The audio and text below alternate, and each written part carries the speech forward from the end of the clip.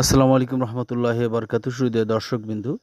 Rangpur city কর্পোরেশনের ১৩ নং ওয়ার্ডের যোগীপাড়া ব্লালের মোড়ে ব্লাড ফাউন্ডেশন যোগীপাড়ার উদ্যোগে ফ্রি ব্লাড গ্রুপ ক্যাম্পিং অনুষ্ঠিত হয়েছে।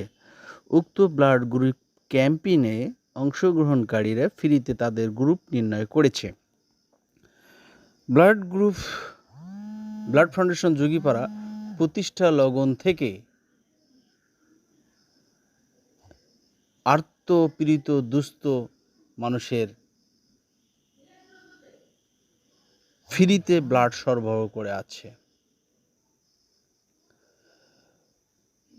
ব্লাড ফাউন্ডেশন প্রতিষ্ঠা লগন থেকে এখন পর্যন্ত প্রায় ৫০০-র অধিক ব্লাড প্রদান করা হয়েছে।